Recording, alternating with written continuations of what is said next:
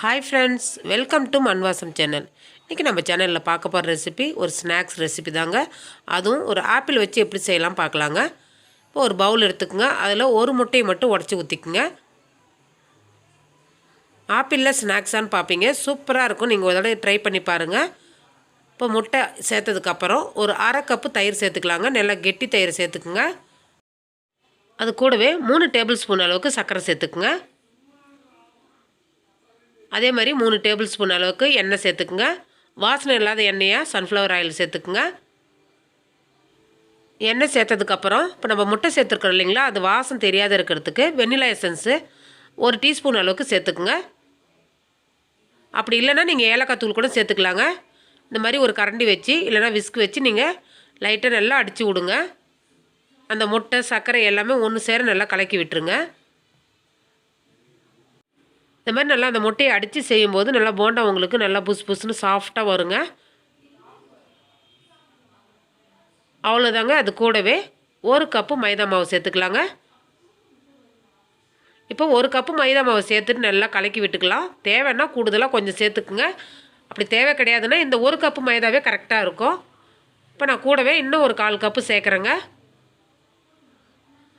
நம்ம தயிர் இருக்கிற தண்ணி பதத்தை வச்சு தாங்க நம்ம மாவு சேர்க்கணும். ஆனால் 1 கப்பு மாவுக்கு 1/2 கப்பு தயிர் கரெக்டாக இருக்கும். இப்போ பார்த்திங்கன்னா இந்த ஆப்பிளை வந்து தோல் எடுத்துகிட்டு நம்ம துருவி இதில் சேர்த்துக்கலாங்க. ஆப்பிள் சேர்த்ததுக்கப்புறம் பார்த்திங்கன்னா மாவு கொஞ்சம் இலகி வரும். அதனால் நீங்கள் மாவு சேர்க்காதீங்க கூடுதலாக. இப்போ அந்த இலகி வர்ற மாவே கரெக்டாக உங்களுக்கு இருக்குங்க. இப்போ ஆப்பிளை துருவி எடுத்தாச்சு. அது கூடவே 1/2 டீஸ்பூன் அளவுக்கு பேக்கிங் சோடா சேர்த்துக்கலாங்க. பேக்கிங் சோடா இல்லைன்னா குக்கிங் சோடா கூட சேர்த்துக்குங்க, கரெக்டாக இருக்கும். அதையும் சேர்த்து நல்லா கலக்கி விடுங்க. இப்போ ஆப்பிள் சேர்த்ததுக்கப்புறம் பார்த்திங்கன்னா மாவு உங்களுக்கு லைட்டாக இலகுது பாருங்கள்.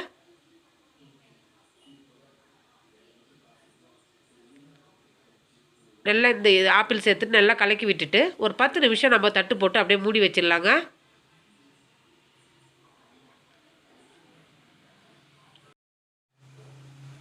அவ்வளோதாங்க. 10 நிமிஷம் கழித்து பாருங்கள் மாவு நல்லா உங்களுக்கு உப்பி வந்திருக்குது. ஏன்னா நம்ம பேக்கிங் சோடாலாம் சேர்த்துருக்குறோம் இல்லைங்களா, நல்லா ஆக்டிவ் ஆகி உங்களுக்கு மாவு நல்லா புஸ்னு ஆகிருக்குது பாருங்கள்.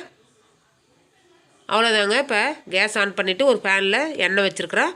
இது மாதிரி கையில் ஈரம் பண்ணிவிட்டு நம்ம மாவு எடுக்கும்போது டக்குன்னு நம்ம போடுறதுக்கு ஈஸியாக இருக்கும். இது மாதிரி ஈரம் பண்ணிவிட்டு கொஞ்சம் கொஞ்சம் மாவை குட்டி குட்டியாக எடுத்து போடும்போது நல்லா உங்களுக்கு பஃபியாக நல்லா சூப்பராக உங்களுக்கு போண்டா கிடைக்கும். ரொம்ப பெருசாக போடாதீங்க.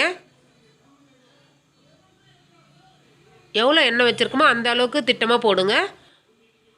அவ்வளோதாங்க. ஒரு பக்கம் செவந்ததும் மறுபக்கம் திருப்பி விடுங்க. நல்லா பொன்னிறமாக ஆனதும் எடுத்துடலாங்க. அவ்வளோதாங்க. ஆப்பிள் போண்டா ரெடி ஆயிடுச்சு. இதில் நம்ம சர்க்கரை சேர்த்து செஞ்சுருக்கிறதுனால அப்படியே சாப்பிட்டுடலாங்க. வேணும்னா நீங்கள் சர்க்கரையை பொடி பண்ணி மேலே தூவியும் சாப்பிட்லாங்க. சாஃப்டான ஆப்பிள் போண்டா ரெடி ஆகிடுச்சு. இந்த ரெசிபி பிடிச்சிருந்ததுன்னா மண் வாசம் சேனலில் லைக் பண்ணுங்கள், ஷேர் பண்ணுங்கள், கமெண்ட் பண்ணுங்கள், சப்ஸ்கிரைப் பண்ணுங்கள். பக்கத்தில் இருக்கிற பெல் ஐக்கானை கிளிக் பண்ணுங்கள். தேங்க்யூ.